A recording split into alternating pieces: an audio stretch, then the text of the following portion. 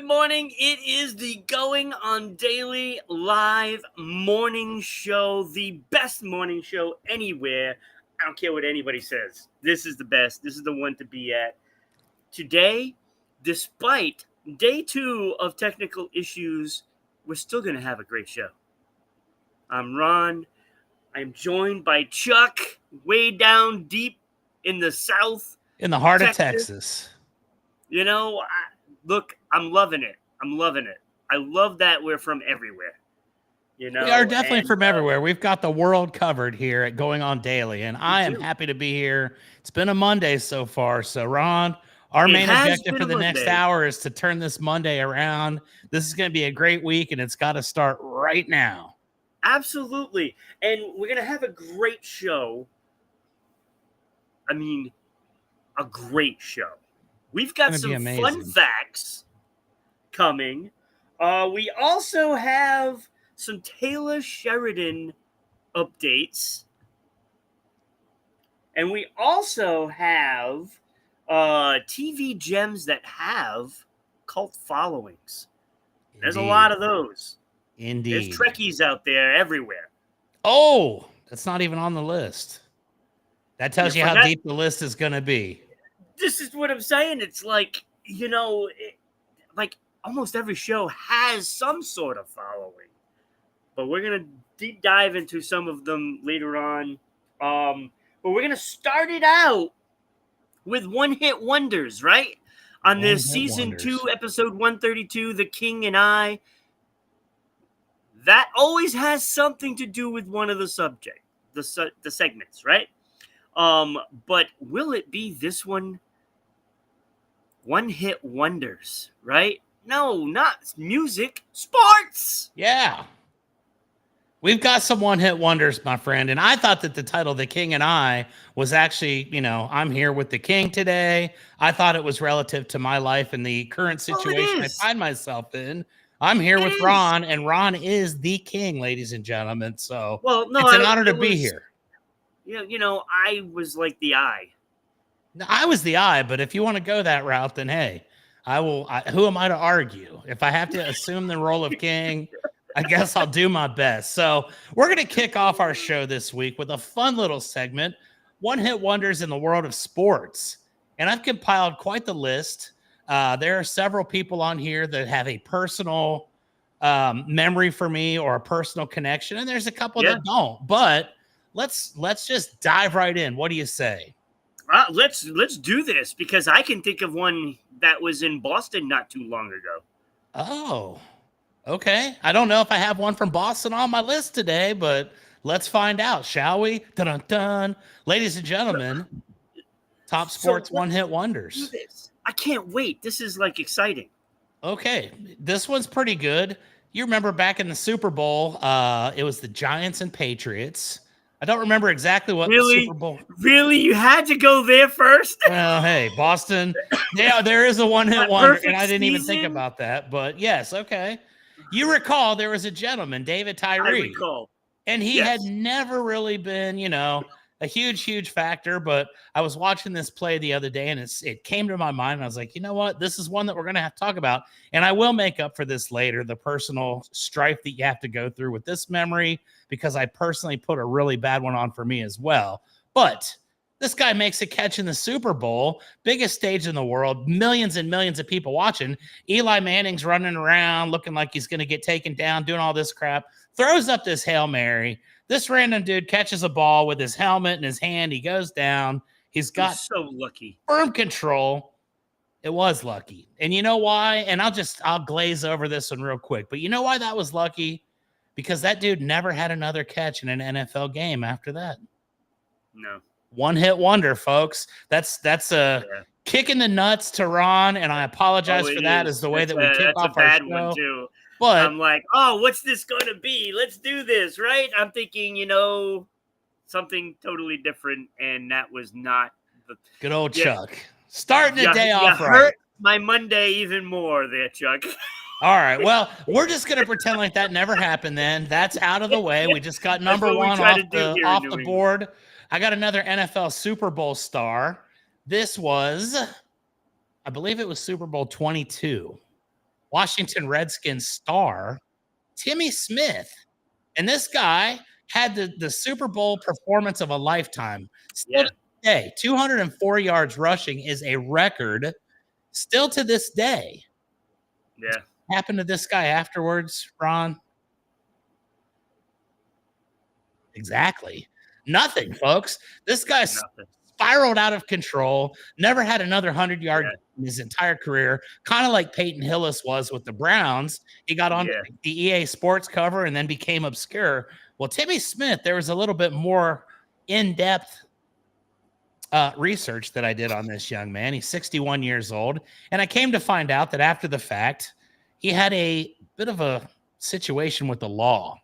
And after this 204 yards, he never really did anything in the NFL again, just kind of fizzled out. But in 2006, our man found his way back into the headlines for all the wrong reasons. He was actually arrested for selling cocaine to an undercover police officer. Now, you talk about one extreme to the other. This poor guy got to the point in life where he was selling cocaine to undercover cops. And I don't think that there's probably any other way to describe his life other than one-hit wonder. He had that moment and was never able to achieve that spotlight again and spiraled down because of that one moment. And I asked myself, did that moment in the Super Bowl actually ruin this guy's life? Did it set expectations that he was never going to be able to achieve?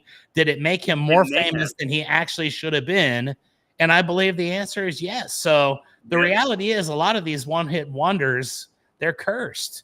You have that one moment where you think it's going to change your life forever, and it does, but it's not for the better. So Timmy Smith, Washington Redskins, Commanders, if you will, now.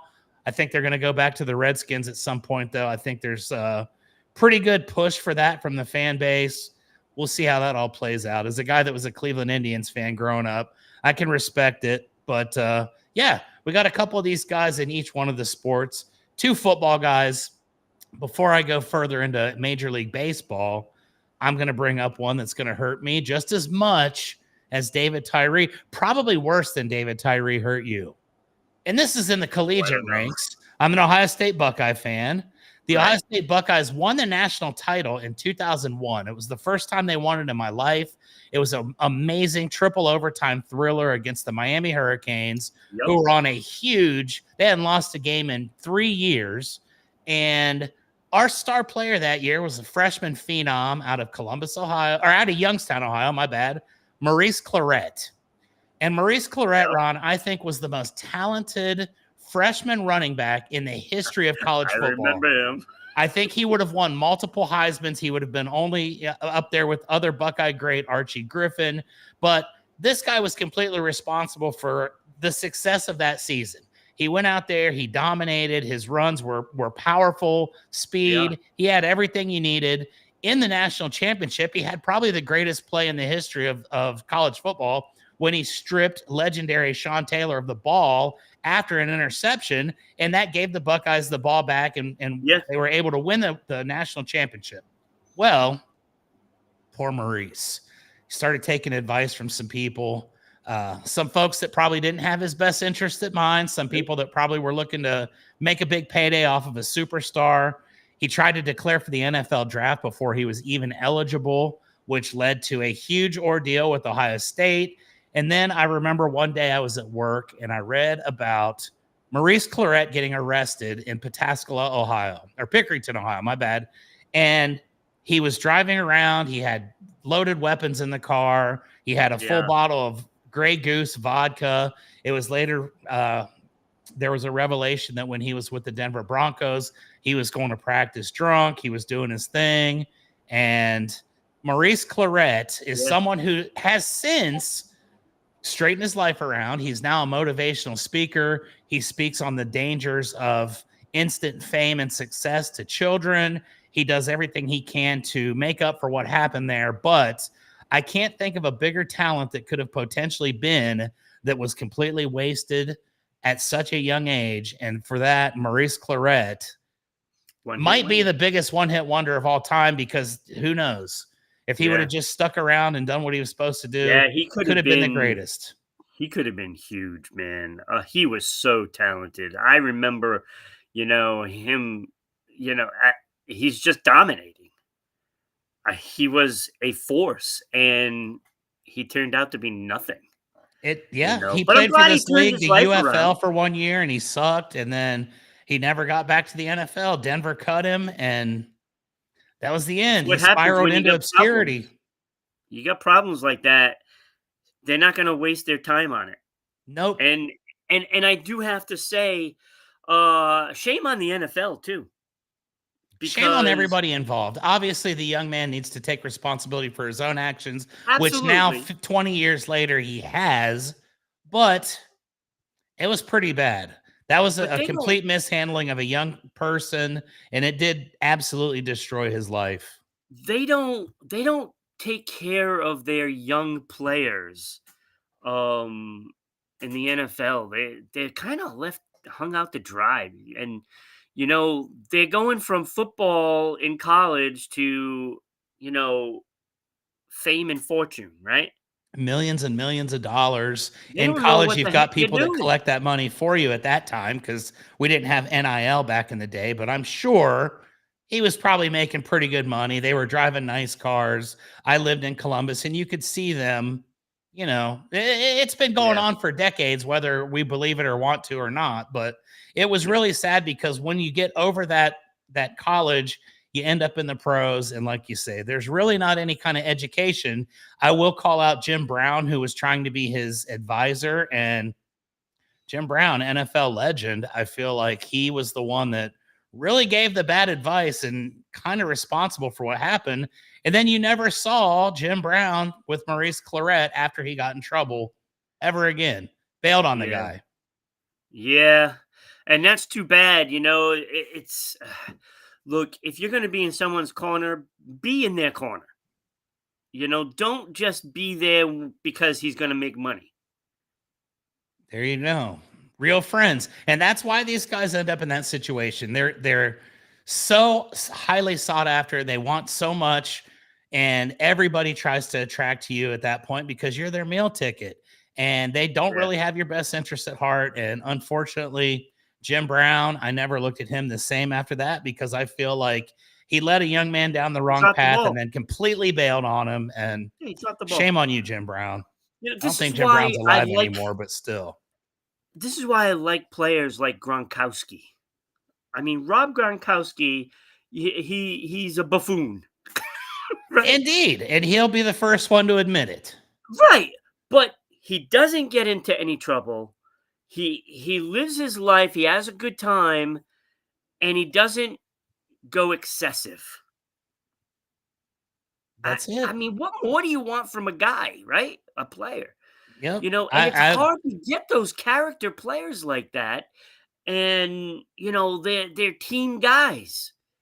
That's what they should be looking for. And, yes, the great star is awesome, but it's not always that shiny, happy feeling when you're dealing with them. I mean, there's baggage there. lots and lots of baggage, like an There's airport. baggage. And as bad as I hate to say it, Tom Brady, he was one of those guys that probably kept that in check, even though they did have Aaron Hernandez, which we'll defer Yeah. that to another But conversation down the road. yeah, but again, the Patriots cut him immediately once everything went down. They took a big hit. They could have waited a week to And cut yeah, him, it and they would have would have saved them saved millions of themselves dollars. millions. Yep. They decided not to do that. They just wanted him gone. I And I respect that respect that. 100%. I respect that. I respect that. Good morning, Becky. She loves a story like this. It is a pretty impressive story. This is why we do these, right? We come up with topics, and 9 out of 10 times there's something in that topic that will spawn a conversation, and this is one of them. Because I remember him as a player, and he was going to be the next guy. He was going to be the Absolutely. one. I've literally never seen a more talented freshman running back ever. Yeah, And yeah. it He such was. a shame. So on to uh, happier things. Couple MLB guys I've got in the list here, and then I've got a couple NBA, and I've got potentially the greatest one hit wonder of all time. another local guy from my hometown. But let's go back in time, my friend. Neither one of us are old enough to remember the 1976 Detroit Tigers, but they had, and like I said, neither one of us are old enough to remember that, Ron. We're good. I was 10. No, you don't remember it, though. That's what I'm saying. They had a star pitcher who was the face of the league in 1976, the Bird, Mark Fidrich. And I don't want to age you, but I wasn't quite born yet. But I've followed this story, and I respect this guy because I just love the history of sports, and it's something that I like to go back on and see some of the things that happened prior to my arrival on this planet. The Bird was one of those guys. Very unique character. He's got a crazy haircut. He talks to the baseball. He goes out there. He does his deal. He has a amazing 1976 season, Rookie of the Year for the AL. He's taken on this entire persona, and Major League Baseball has a new star. Well, true to form, Mark Fidrich gets injured shortly thereafter, and he was never the same again. The guy was literally destined to be the face of MLB, the guy that they could market as their personable character, the guy that, basically had it all. And it just kind of happens that way, He faded off into obscurity. I don't know what happened to him later on in life. I know he passed away a couple years ago, but you never heard about the guy again after that. And it was kind of sad because those personalities and those characters sometimes supersede the actual athletic ability. And that's not to take away from a guy that made it to the majors as a pitcher, that was successful and had a great year, but couldn't back it up. So Mark Fidrich gets a attaboy. Here's a guy that you may or may not have even heard of. I grew up in Columbus, Ohio. And as a kid, our AAA affiliate was the Columbus Clippers, and they were the affiliate of the New York Yankees. So as a little boy, I got to see a lot of amazing future superstars that were on rehab assignments, retired guys that were coming back and were trying to make one last run, guys that were, on their way back down that had really impressive careers. But there was one guy that I remember, and this was when I was 12 years old. We used to go to the Columbus Clippers games probably once or twice a week. The stadium was right down by where my parents' convenience store was. We would close the store at 7 and we'd make it down there for a 7:15, first pitch. And we went to a lot of ball games. I saw guys like Darryl Strawberry, Deion Sanders. I saw, Dwight Gooden one time when he was doing a rehab assignment. A lot of really big star players. Paul O'Neill, who went on to be a huge superstar. And, he kicked the ball that one time and got it out. And all these guys, I saw them all. But there was one when I was a kid that year that I really liked. And I thought, you know what? This guy's awesome. He was going to be a huge star. And this guy's name was Kevin Moss. And you may or may not have heard of Kevin Moss. Kevin Moss was bad boy over in Columbus, Ohio. He was the star player of the team. The team was always very successful. The Clippers were always in the International League playoffs. They were always up there doing well. I hated the fact that they were the Yankees farm team, but they were the Yankees farm team. So we had some pretty good players. And this guy set the world on fire this one year. He gets called up. I guess it was probably around mid-season, if I remember correctly. And he gets into the majors with the New York Yankees and instantly catches fire. This guy has like a Chris Sabo type moment where he's the new face of the game for this very brief period. First 70 at-bats in the major leagues, the guy had 10 home runs. And that was like some kind of an unprecedented pace. And it's like, dude, our guy. And then what happened? You never heard from Kevin Moss ever again. He got to the point where he was considered to be the future star of Major League Baseball on the grandest stage at Yankee Stadium, absolutely crushing it. And then literally it was like they pulled a string and the dude was just gone. That was it. Never heard from him again. I remember him. And I remember, if I'm not mistaken, the first week he was called up, he actually played against Boston. There you go. I didn't mean to rub salt in the wound. But everybody was like, who is this guy? Right? And his cup of coffee wore off, and that was it. Yeah. It didn't last long, and everybody thought he was going to be, a staple of. If I'm not mistaken, he played first base. Mm-hmm. The second coming of Babe Ruth. I remember this so well. Beside Deion Sanders, that was my favorite player on the Columbus Clippers, and I thought, I finally have a new favorite. Kirby Puckett was my favorite player as a boy, and I was like, you know what? Now I can finally say I've got a guy that I've watched play from the minors. He's, we've been a fan favorite. Went up there, crap the bed, my friend. So shout out to Kevin Moss. I don't know what he's doing now, but probably not getting hounded for autographs wherever he's currently standing, probably just faded off into obscurity. And now he's just Kevin, and he can tell the story about how he at one point was, for a brief moment in time, an MLB superstar. So there you have it. I got a couple here from the world of basketball, and then I'm going to condense it down just a tiny bit. I'm taking a long time with this list, but no, it's because we're talking. That's fine. We've got ourselves a good one. So here's another guy in the world of the NBA. Came from out of nowhere, starts having a couple really great weeks in the NBA, becomes the face of the league almost immediately. And he's even got his own little crazed fans, and his movement was called Linsanity. And we're talking, of course, of Jeremy Lin. Now, Jeremy Lin was with the New York Knicks. He's, again, on the biggest stage, doing amazing things, goes out there, has some superstar games, starts really crushing it, earns a big contract, and then goes right back to being Jeremy Lin, the guy that nobody had heard of. He goes and plays for a couple other teams in his career, fades off into obscurity, never to be seen or heard from again in the circles of the NBA. Jeremy Lin, though, Europe, I think. Yeah, right? How do you go from that to the other extreme?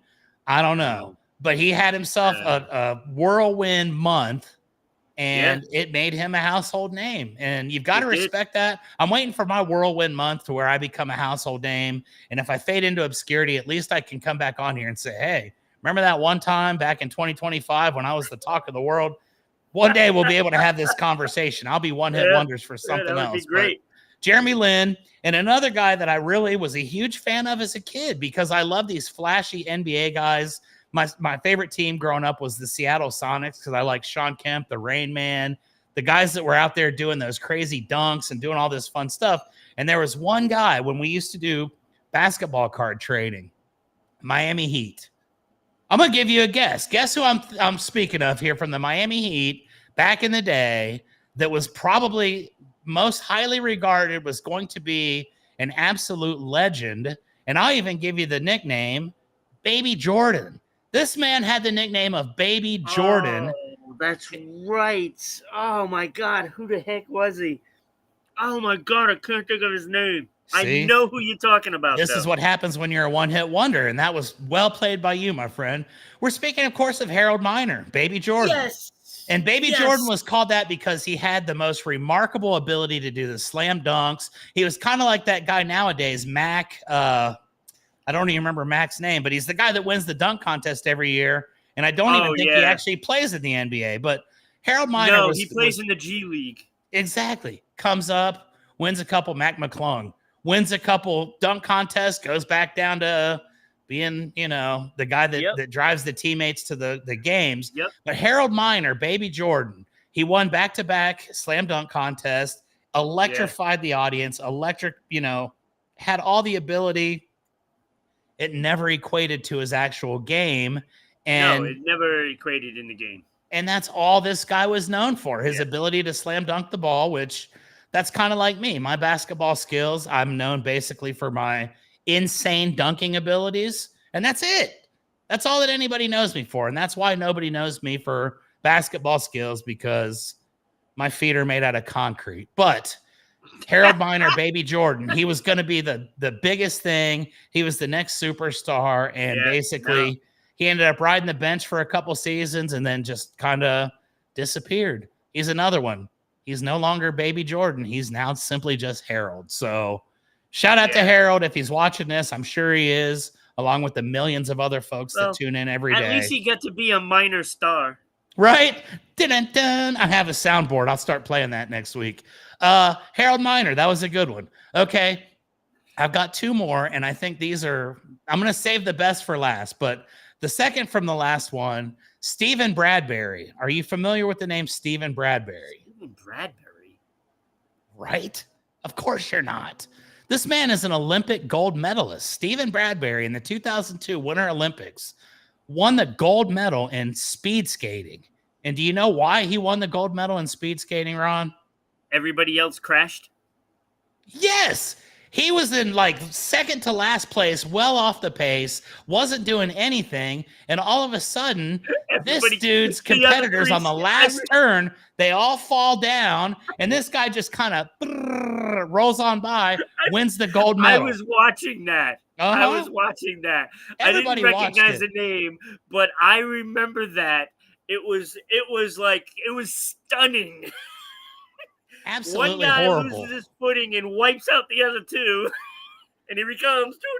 Just just skating along. Hey guys, check me out. About to win the gold medal. That was hilarious. Seconds off the pace, and it's kind of like I used to have a NASCAR simulator, and I would go on there, and I would always be the guy that would be like way behind everyone, because when they'd all start crashing, I'd just kind of drive through, and I'd end up having a decent finish. So I'd tell people, I had like 30 top 5 finishes in NASCAR, but I've never even been remotely close to winning. I just always kind of wait and let everybody else do their thing. And that's the Stephen Bradbury theory right there. Let those guys get out in front and just kind of wait for the accident and then be in position at the end. So Stephen Bradbury, 2002 Olympic gold medalist. He's a guy that nobody would ever even recognize or know by name. But somewhere at his podcast studio, he's probably got a gold medal hanging up. So he's got a gold medal. Shout out, Steven. They don't ask you how. Nope. Indeed, they do not. So this has been a pretty powerful list. And I'm going to end it with the number one greatest one-hit wonder in sports history. And again, I am a hometown boy, so this is a Columbus, Ohio native. Once again, 1990, we go back in time in the time machine.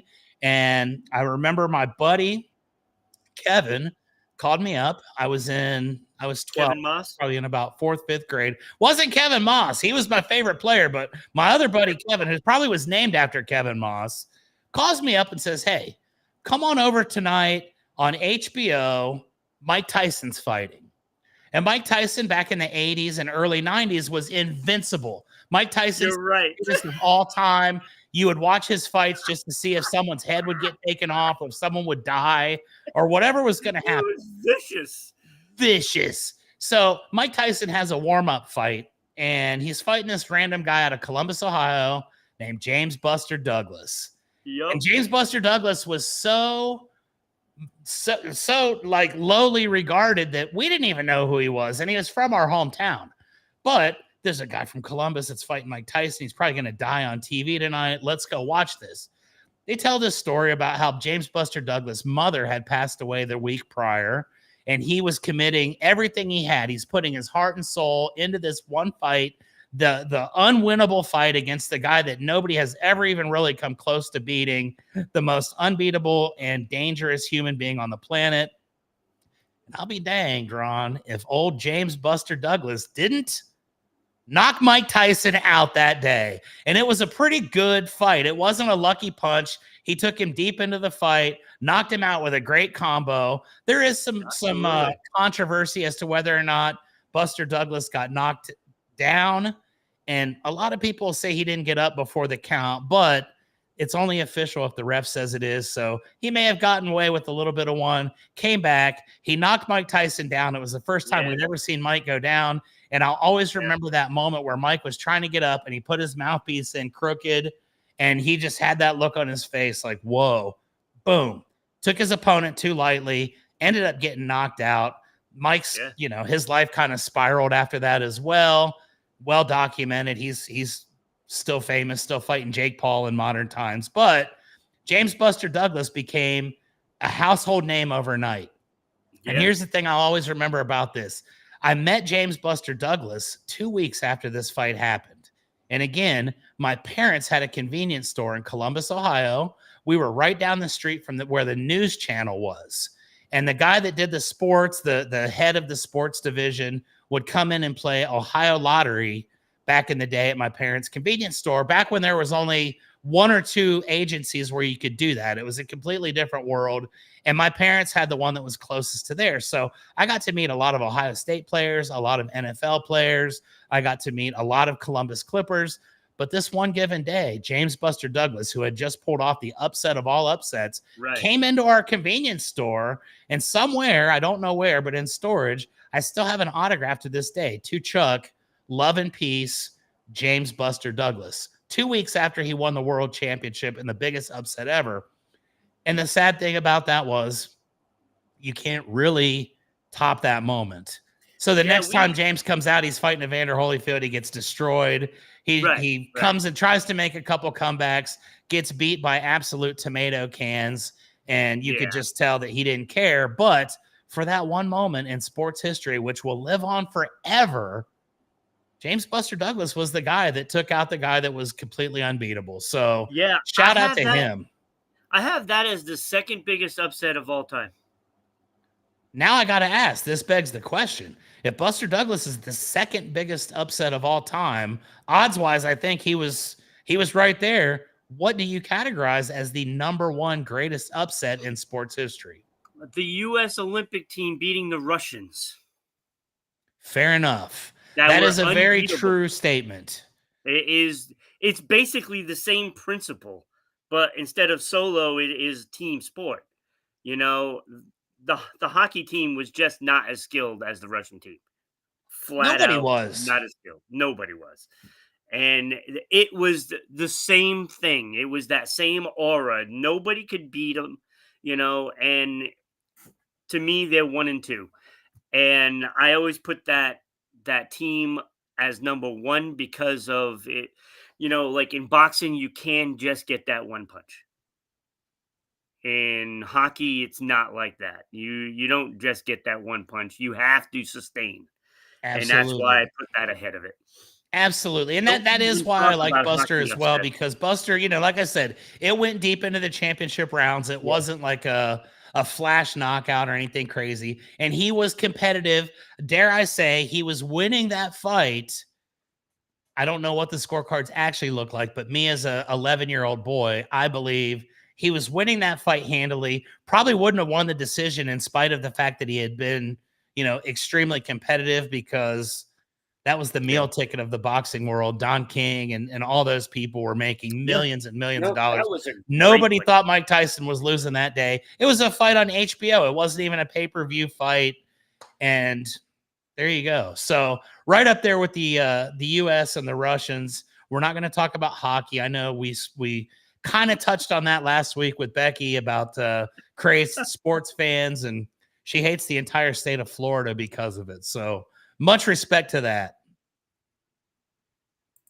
The entire state of She Florida. does. I learned about the Edmonton Oilers last week from Becky. So we won't even talk any further on hockey. Chuck, that was spectacular. I loved it. Pretty good. Loved the segment. I wasn't thinking that big of a scale. I was thinking of Brock Holt for the Red Sox, who was a utility guy, and he made the All-Star game. You know, and after that season was over, it was never, you know, there was never talk about Brock Holt. Shout out to you, Brock Holt. Again, I know you're watching it, and we still love you, dude, and we still remember. Yeah. Ron does. I didn't remember you, but Ron remembers you, so I remember. That's all that matters. Best player in that year. The only good player that year. All right, so you are something's in the way. You are watching us live on Kick, YouTube, and Rumble at Rhode Island Broadcasting. And if you're on YouTube, make sure you click that bell so you always know when we go live, because you don't want to miss the show at all. You're also watching us on Twitch like Becky is. Two Girls Without Cancer, on RI_broadcasting. So make sure you share some bits with us and subscribe. That all helps support the show. And, we'd like having that support, to be honest with you. We love it. Thank you. After the show is over, we start uploading it to Odyssey and U42 at Rhode Island Broadcasting, and also Spotify, Red Circle, and TuneIn at Rhode Island Broadcasting, or RI Broadcasting. So you can listen to us at work. I highly recommend it. I do that all the time. Yeah, you got to do listen it. to us Gotta at do work. it. Not just the ones I'm on. I listen to all the shows. Of course. Don't we all? Indeed. You could follow us on Facebook at the Going On Daily Morning Show page. So get on there, follow, share it. Got to recover all those 10,000 fans we had. Give us 2 weeks. We'll have them all back. I promise. Of course. You can also support the show at Rhode-IslandBroadcasting.net. And you'll see the latest episode there, and you'll get some information as time goes on. We'll add more and more stuff, and you can also support the show by donating on there as well. Could be a penny, it could be $10 million. We would prefer 10 million, but We a penny would also be 10 million. appreciated. But It's not anything quite in as much. between is good too. Anything under 1,000, we're good. Yes. We'll give you a shout out. Oh, absolutely. You get a shout out. You absolutely get one of those. If you want to get shouted out on the world's greatest morning program, just donate $1,000. We'll do it. I will personally say your name 3 times. You can become a super fan like Danny. Danny's going to come on the show tomorrow. Our super fans, folks. Super fans get to on participate. The show tomorrow. It's one of the perks of being a super fan. It is. So let's get that going.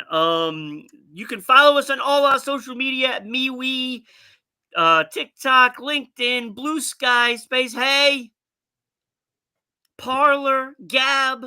We're at everything. If you can't find us, there's something wrong with you. Yeah, if there's one that we're not on, let us know and we'll get on there. But you can support the show at Patreon at RI Broadcasting, and you can get some merch like this great mug here that I'm now out of my orange juice and out of my chocolate milk, so I've now gone to the sparkling water. Yeah. Didn't even have the time to boil water this morning, so sparkling water it is. And I must say, Ron, it has been a sparkling start to the show. It has. Maybe there's something to that. It has been. Yeah. Maybe it's just better because we're under pressure. It's been a horrible Monday for both of us to start. And I told you when we got ready, we're going to have to turn it around here. So we're definitely making it rain. You can also check us out on Twitter/X at Broadcasting RI. Mistakes were made for RI Broadcasting, but Broadcasting RI works. We got a bunch of folks on there. Dang it, I meant to reach out to Danny. Yeah, we got to get in touch with Danny, so that way he can jump on. Hopefully he wakes up at 7:00 in the morning. He's in LA. Come on, Danny, you can do it, bud. He's a super fan, so I have no doubt that he will be on, especially when he gets to be on with his Becky. He probably wakes up at 5 a.m. and sits in front of the computer for 2 hours, much like I do. That's how much I love the show. Yeah, that sounds about right. All right, so with all of that aside, we can go to our next segment, which is going to be a good one. Ooh, I have no doubt that it's going to be great. We warmed up pretty well. Now it's time for some serious activity. You took the words right out of my mouth. It is going to be great. Literally great. Because it is fun facts about the great white shark. Ooh. And you didn't know this because I don't put my topics, what they are. We're just on the same wavelength. That's all it is. So kudos to you to actually get this. I'm excited to learn about great whites. I learned about orcas last week, and I'm very excited to learn about the great white shark and what makes them so great. When is Shark Week? That's got to be Every coming week up, is Shark right? Week in my world, but there is an official Shark Week, and I think it's sometime in the summer, right? Yeah. Yeah, maybe Becky knows. Becky, if you can put when Shark Week is on, that would be awesome. Let her let her look it up as Kenny likes to do when he's on a show with her. It's pretty As a amazing to segment, have let this me kind look of that up. assistance. I love it. So, so great white sharks. Um, look, they can be. It's in August. All right, coming up. Less Can't than a wait. month from Shark Week, folks. Are you ready? Cannot wait. So they can grow up to 20 feet long and several tons. That is a big fish. Of course, the one in Jaws was what? 28, 35 feet? I don't know. Jaws weighed about 20,000 pounds, and he could Yeah. eat boats. And I was always afraid of Jaws. And I will say this: I saw the exhibit Jaws at COSI, the Center of Science, whatever it's called, in Columbus, Yeah. Ohio. When Jaws came out years later, they had the mechanical Jaws that was in the movie. Not quite as scary as what he looked like on TV, and Yeah. the illusion kind of ruined it for me. And I really wasn't afraid of great white sharks after seeing what Jaws actually was. But in the movie, folks, that dude was not to be messed I with. mean, this one right here looks like he has Nellie's grill. You know, Exactly. the And he's been sharpening them teeth up a little bit. yeah. I don't think I'd like to get, bit by a great white. No, Doesn't sound no. fun. We learned last week that killer whales have never killed people. I have a feeling that great white sharks have more than made up for it with the amount of people that they've killed. So, one extreme to the other when You would we think talk about that, sea right? life. You would think that. So there are over 100 shark attacks that are reported each year, some to boats. Keep that in mind. It's to be expected. They watch Right, Jaws. right. You come in my area, I'm attacking your boat. Makes sense. There are only 4 deaths per year from shark attacks. Only So you're 4. telling me that 96% of the people survive. Yeah. Now I'm no longer afraid of great white sharks again. Although I feel like I'd be in that top fourth Oh, percentile and I would probably die yes. instantly, if not from Yes. a shark bite, probably from a heart attack. You know, I could go to Florida and go in the water with everybody else in the water. I would be the guy that gets bloodied. Exactly. That's the chosen one. So, of all of those 100 plus shark attacks, 33 to 50% of them are caused by great whites. Okay. So, a third to a half, depending on the year. Other sharks are equally ornery. And Tiger sharks are pretty now I bad. wonder, though, of the 4 that die, what percentage of those are from great whites versus other sharks? Is it split? Do they kill 2 Right. people a year? Do they kill 1? Now we've got a So, whole other I can of mean, worms. because I think the tiger, bull, and great white are doing the damage. It's probably why they've got those names. The nurse shark, probably, the nurse shark. Takes Nobody's care of you, afraid of right? that. But the tiger, Oh, the look, you bull, got a little wound. yeah. Oh, I'd fight a nurse shark. I'd have no problem. Yeah, Maybe not a great white. yeah. Like sand sharks, they're not doing anything. Hammerhead They just, sharks, is that a thing where they've got that? It looks like a giant mallet on their head. That's yeah, they do the construction. yeah, I like it. They don't kill anybody. They're Is just that out your there favorite building. one? That's got to be your favorite one. I would say the hammerhead shark is my favorite. I've literally, until this moment, never given this any thought, but I can definitively say yes. Hammerhead sharks are my favorite. I own a roofing business. We use hammers all the time. Right. They're constructing, they're not destructing, and therefore, shout out to hammerhead sharks. You guys are cool in my book. Yeah. All right. So great whites are listed as vulnerable. So they're not endangered yet, but they are very vulnerable Interesting. due They to don't seem vulnerable to overfishing me. and caught in nets, believe it or not. You ever Nets eaten are a any big great white danger. shark? I've eaten shark, but I've never actually inquired about what kind it was. I wonder if I'm responsible for their vulnerability through ordering shark on the seafood menu. Partially, yeah. I apologize, guys. I would deserve to be one of the 4 that you kill because tastes pretty good. Not gonna Payback, lie. right? Payback. Payback is definitely what it is.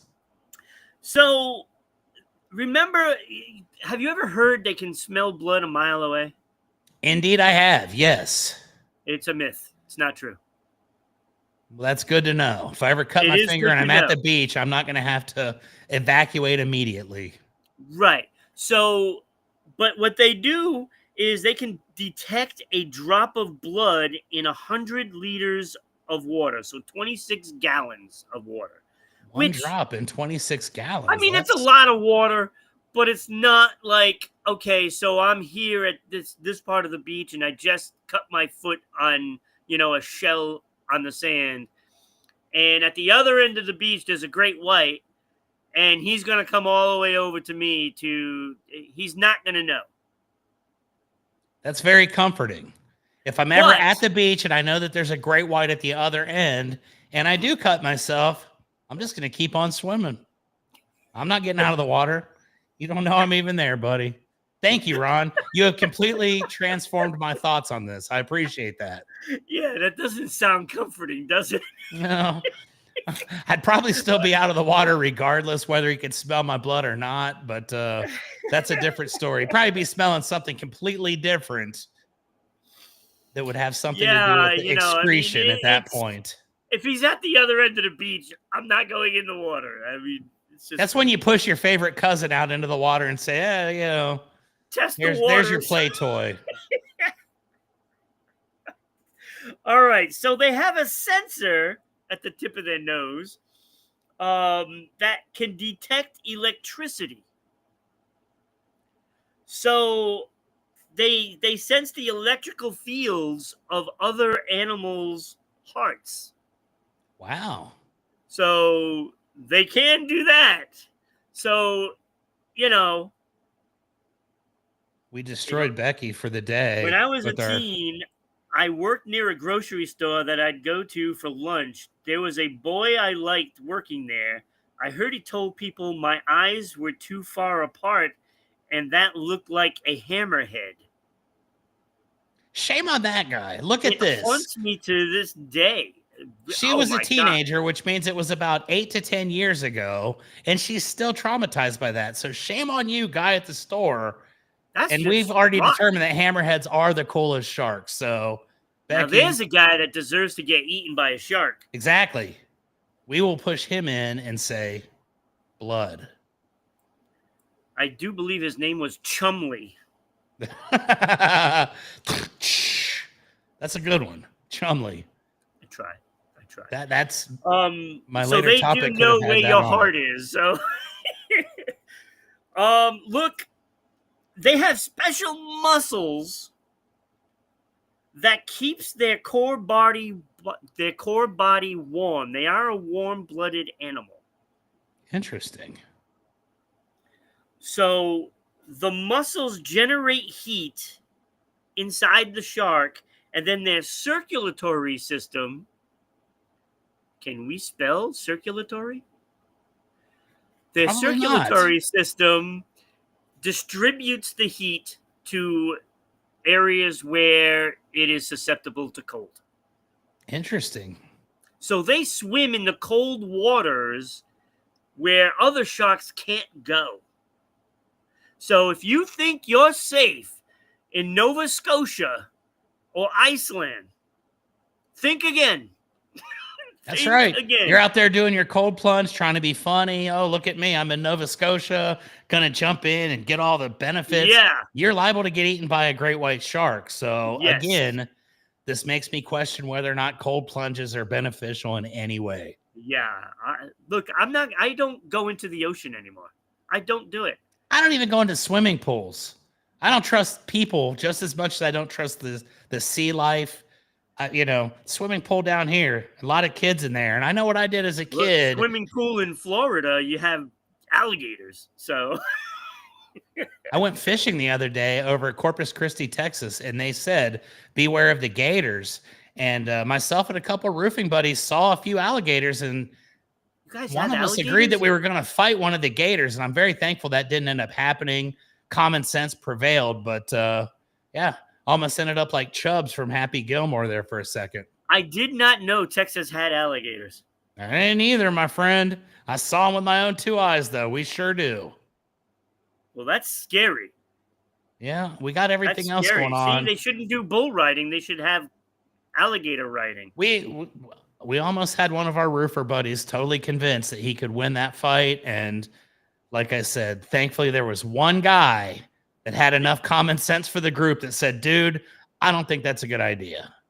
So Becky's husband's dad just got back from Nova Scotia on Wednesday. No shark attacks. But was he doing cold plunges? Yeah, that's I don't the know variable. if he was doing cold plunges. Yeah, that's the variable. You know, we have a great white farm is what they call it, off the coast of Cape Cod. There is no way I'm getting in the water anywhere along the coast around here. Nope. No chance. There is absolutely zero chance. You know, it's just not happening. They could do like 50 miles easy in like an hour. Yeah, and I can't run that fast. I have a hard time going that fast in a car. Thank God they're not on land. Those land sharks are even more dangerous, but oh yeah, that's a totally different story. You gotta watch out. Shout out to Jimmy Buffett. So that is the fun facts of great whites. But could you imagine if like every great movie was about sharks? Several great movies are like about Shark sharks. Wars, Sharknado 2, Sharknado 3, Sharknado 4, 5, 6, and 7. Return of the Shark, Forest Shark. Forest Shark. We just learned that he can run 50 miles an hour in the water. Imagine the storyline of this shark just deciding one day to just start swimming and running. Yeah. Just start running. Gone with the Shark. I would like that. Gone with the Shark. Get out of here. We changed the plot completely. And imagine the Shark Father. I think you could see the similar level of violence from the Shark Father as you saw from the Godfather. And I would probably tune in to watch that, to be honest. We may be giving away multi-million-dollar ideas right here live. Someone's probably writing this down as we speak. Shark Father. Look, it might not have been dogs. It could have been reservoir sharks. Sharks. Imagine that, an actual reservoir filled with sharks. I don't want to imagine that life. And in order to get your drinking water, you have to go into the reservoir to get it. I'm dying of dehydration at a pretty young age at this point. I'm not going to lie. I feel like that's not good. Of course, good. One of the greatest would be Raiders of the Lost Shark. I like it. That's got a nice ring to it. Sounds very natural. Of course, the sequel, Indiana Jones and the Temple of Sharks. And then, of course, they bring his dad in, Indiana Jones, and the Last Shark. The possibilities are limitless. We talked a couple weeks ago about how movies were getting regurgitated from back in the day. I think we've just given Hollywood numerous opportunities for summer blockbusters. Summer 2026. There you go. Yep. A new craze would start. Yep. We named the shark Rambo, First Blood, changes Planet the of the thing. Sharks. I mean, the possibilities are endless. All right. Let's go to TV gems with a cult following. TV gems with a cult following. Now, this is going to be tough because we have had some pretty darn stellar topics to kick off this show. I've got a list here of some. At first, I was going to call them obscure, but then I realized these are not obscure. These are shows that have major followings, many years, decades, centuries after they've been off the air. So I think the number one most cult classic show, and I know people are going to probably have their own list, and when you did 80s music, we kind of had a little bit of a disagreement on some of them, the placement, but I know a lot of people to this day who walk around quoting the show The Office. Yeah. You No, yeah, that's familiar big. with The Office? It's a terrific show. We had Dwight, we had Michael Scott, we had Jim and Pam, we had all these ancillary characters, all these amazing stories. And to this day, people still walk around quoting things from the Scranton Yeah. Dunder Mifflin Paper Company and some of the things that they did along the way. Michael Scott, I Yeah. think, is one of the most brilliant TV characters ever. He was a lovable idiot. And somehow he managed to be at the top of the food chain for that wonderful company. He was the guy that they picked and said, you know what? That guy's going to be the boss. We think he's the most capable leader. And the rest of that is complete history. The Office, the theme song, I think, was probably the ringtone on my phone for about 2 years, back when we actually had ringtones on our phones, which I no longer do. But The Office was a terrific. I saw that. Hey, That's brilliant. That's sometimes it brilliant. happens like that. That's And brilliant. spot on with the next comment. The Office is perfectly inappropriate. It would never fly today. It's amazing Right. how the world has changed because The Office, although it seems like just yesterday, actually left the airwaves in 2013. So it's been quite a while ago since The Office has Dozen years. expired.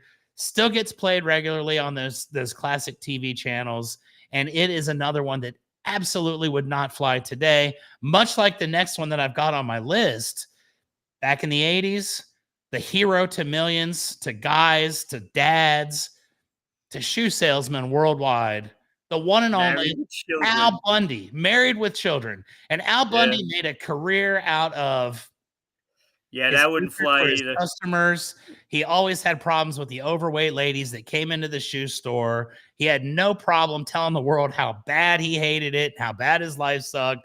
His wife was the one that, he didn't look forward to coming home to. His kids were stealing him blind. Every time he'd sit down, they'd take money from him. And Al Bundy was an American icon that I think will live on forever. And that is another show, Married with Children.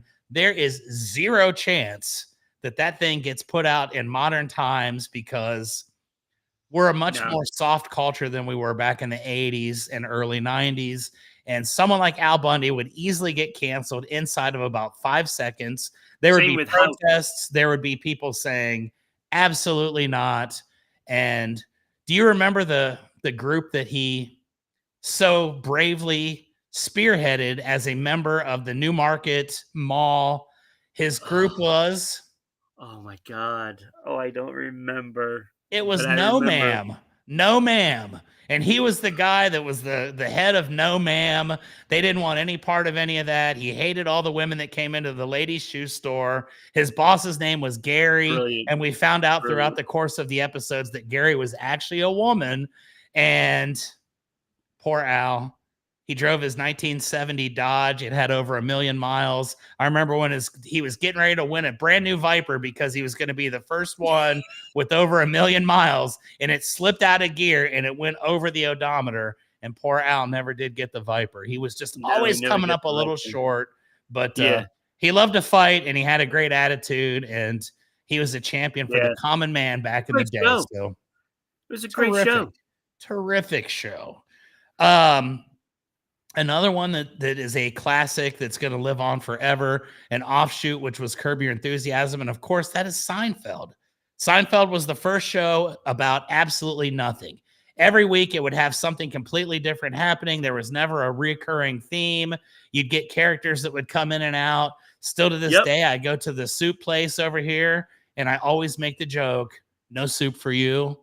And the soup guy doesn't think it's funny at all because he's probably heard it 1 million times. But we had such classics as the Soup Nazi. We had the episode where George Costanza quit the New York Yankees. He was just done. He walks out. He finds out he doesn't have any other opportunity. He shows back up to work the very next day and pretends like nothing happened. I'm not going to lie to you, Ron.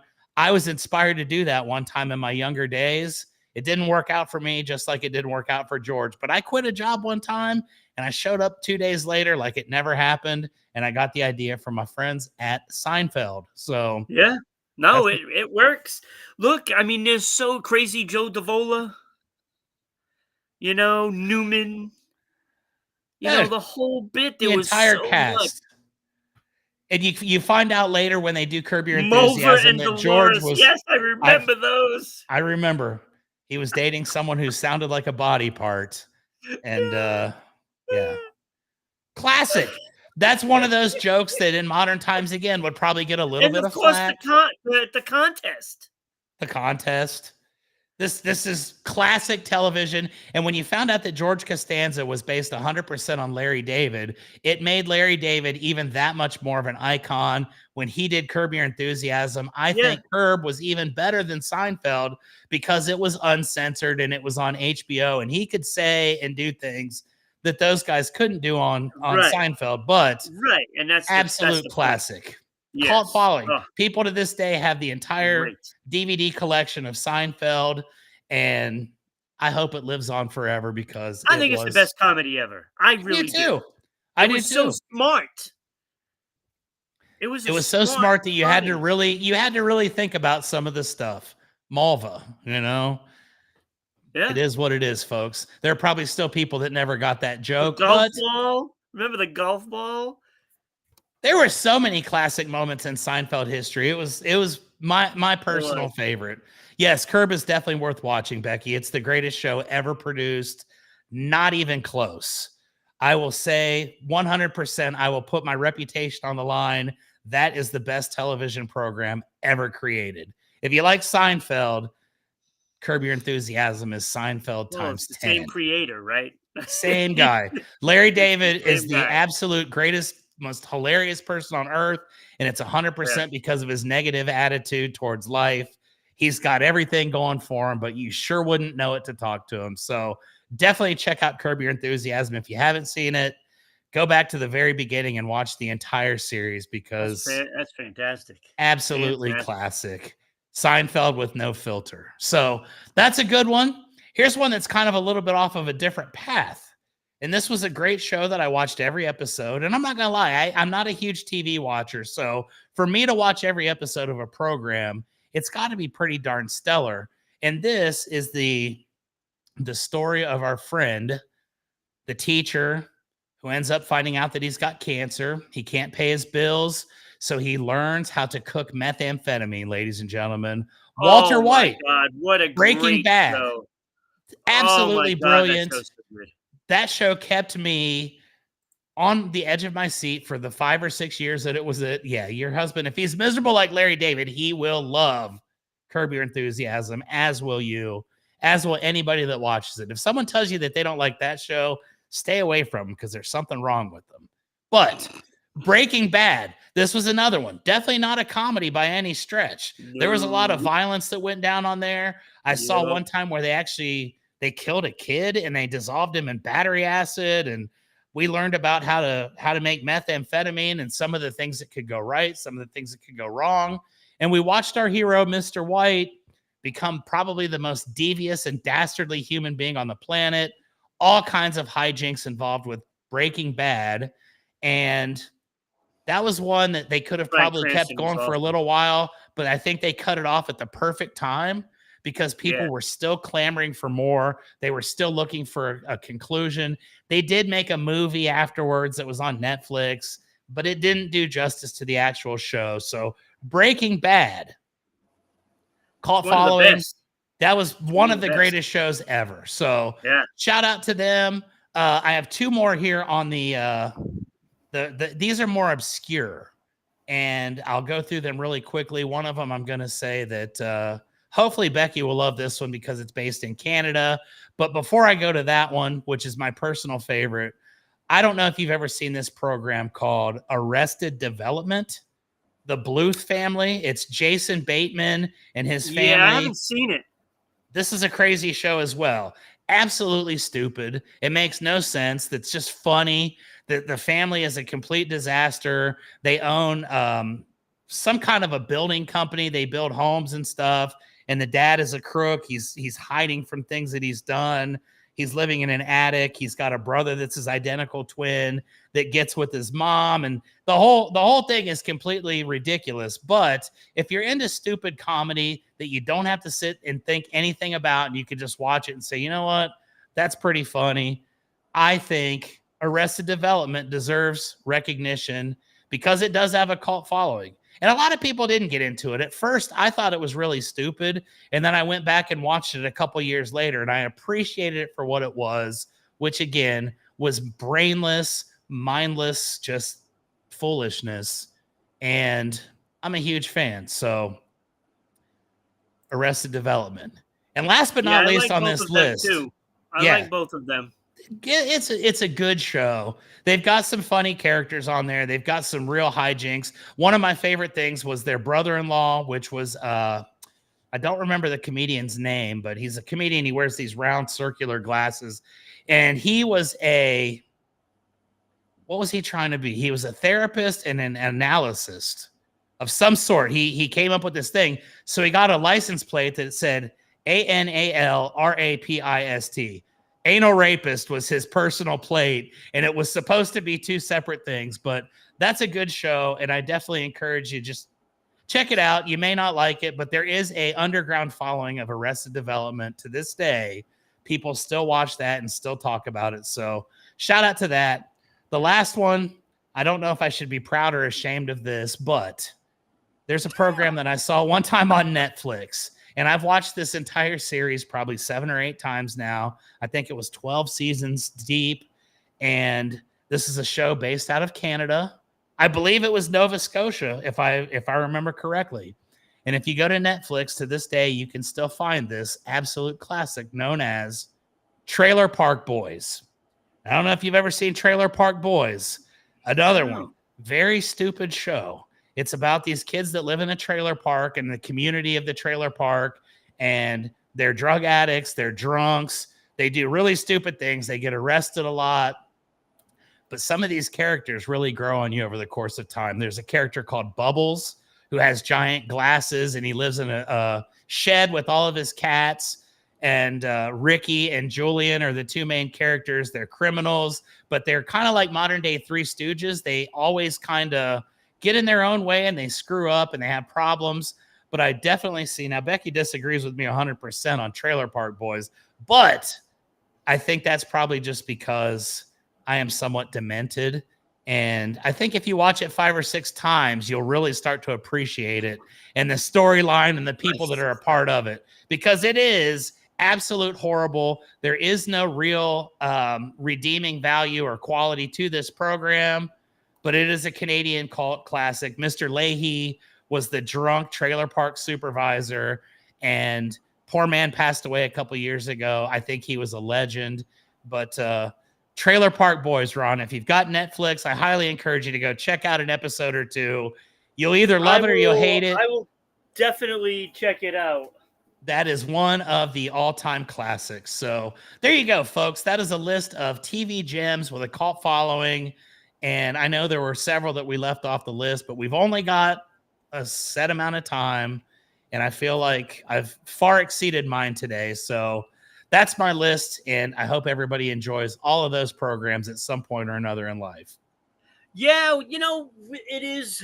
We are running late, so I will save the last one for tomorrow show. That also saves me time doing research and getting a topic for tomorrow. So there you go. I'm here to help. Look, today it was awesome. I loved it. What a great show we had today. Tomorrow, it is myself and Becky. Dream Team. Going to be here with a special guest, Danny. Super fan. Our super fan. So I can't wait for that one. That is going to be worth the entertainment alone. If you're watching today, call out of work tomorrow just to be here at 10 a.m. Eastern Standard Time, because you won't want to miss it. I'm telling you, this is going to be entertaining. How's that for an endorsement, fans? Super fan. I'm going to call off work tomorrow. I promise you that. I will not go to work tomorrow. See, there we go. I'm my own boss, so I'm not even going to fire myself. I won't even yell at myself. So Ricky has a new show called The Trades. It's ridiculous, but same vibe. I can only see him as ridiculous. That guy could never have Kind of like when Al Bundy became the father on Modern Family, he completely changed and became a different guy. Some of these guys will never do it. I'll never see Ricky from Trailer Park Boys as anything other than that. And God bless him. I'm sure he walks around and gets fans all over. So enough about that. Stay tuned tomorrow, folks. It's going to be amazing. Danny, and I do send want us to a add one message. thing real quick, if I may.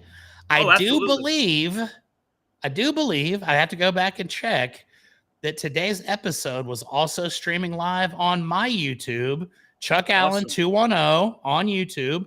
I added it up there. I couldn't figure out how to get my Facebook, and I don't see anything that shows that it is, but I do think that this episode today was on my YouTube channel. So if anybody's watching my YouTube, you see this new program, go check out the previous several hundred episodes that are in the can, and appreciate this for what it is, which is an absolute blast.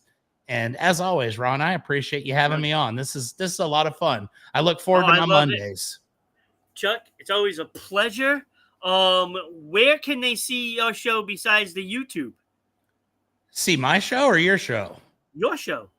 Keeping It Rio? I do every Thursday, 7 p.m. Central on YouTube, on LinkedIn, on Facebook. I do have a Twitch channel, but I don't think that I even understand how that works. So I'm going to have to step my game up. You've got like 9 different platforms I've never heard of. I did have it on Spotify and I had it on Apple Podcasts for a while, but I took those audio-only versions down because I am a visual person and I just wasn't getting traction with audio only. We're in a world now where you can put it on YouTube and you can still listen to it in the car or Facebook. So check out Keeping It Rio. Episode 225 is coming up this Thursday, and I have got one of the most intricate and well-respected roofers in the entire world who works on projects worldwide that regular roofers will never, ever, ever be able to get on. So Tim the Toolman? Even better than that. Tim the Toolman wishes he was this guest because this guy has done some of the most detailed copper standing seam and tile roofs worldwide. And it started from a very small shop in Whitehall, Ohio. So quite the story. There you go. Check it out. Keeping It Rio. Check it out. All right. That's it. See you tomorrow morning at 10 a.m. Eastern Standard Time, 8 o'clock if you're in Alberta, 9 o'clock if you're in San Antonio. So check it out. We'll see you tomorrow. Have a great day, everybody.